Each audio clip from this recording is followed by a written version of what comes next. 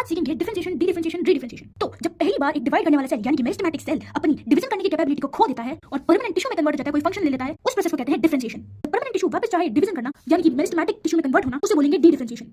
जब पहली बार permanent tissue बन गया और वो चाहता है मेरिस्टेमेटिक टिश्यू में कन्वर्ट होना, डी-डिफरेंशिएशन से होगा। और सेकेंडरी मेरिस्टेम बनाएगा कि प्राइमरी परमानेंट टिश्यू जब डी-डिफरेंशिएशन करेगा तो सेकेंडरी मेरिस्टेमेटिक टिश्यू बनेगा। सेकेंडरी मेरिस्टेमेटिक टिश्यू वापस चाहे कि मुझे वापस अपना फंक्शन गेन करना है तो री-डिफरेंशिएशन से वो वापस परमानेंट टिश्यू बन जाएगा जो कि सेकेंडरी परमानेंट टिश्यू के रूप में जन्म लेगा। रिकैप कर लेते हैं, सबसे पहले अपना एक मेरिस्टेमेटिक सेल था जो कि परमानेंट टिश्यू में कन्वर्ट होना चाहता था, यानी कि अपनी डिवीजन की कैपेबिलिटीज को छोड़ के कुछ फंक्शन करना चाहता था। ये पहली बार प्रोसेस हो रहा है तो उसको डिफरेंशिएशन का नाम देंगे। अगर अब जो परमानेंट टिश्यू बन चुका है वो वापस अगर अपने को डिवीजन करवाना है उसका, तो डी-डिफरेंशिएशन से वो वापस मेरिस्टेमेटिक टिश्यू बन जाएगा। ध्यान रहे कि ये मेरिस्टेमेटिक टिश्यू अब सेकेंडरी मेरिस्टेमेटिक टिश्यू होगा। ये प्राइमरी बन चुका था क्योंकि एक बार प्रोसेस हो गई थी, तो ये प्राइमरी से सेकेंडरी मेरिस्टेमेटिक टिश्यू बन गया। अब ये जो primary meristematic tissue primary permanent tissue जो है वो डी-डिफरेंशिएशन करके जब सेकेंडरी मेरिस्टेमेटिक टिश्यू बना चुका है, अब मान लो ये वापस अगर चाहे कि मेरे को वापस फंक्शन चाहिए कुछ, यानी कि वापस परमानेंट टिश्यू में कन्वर्ट होना है, तो वो डी-डिफरेंशिएशन करके वापस परमानेंट टिश्यू में कन्वर्ट हो जाएगा। That is the khel of all these three definitions are very very important. Simple सी बात है, जब एक बार करना है डिफरेंशिएशन वापस करना डी-डिफरेंशिएशन वापस करना है तो री-डिफरेंशिएशन और अंत में देखना परमानेंट बन गया।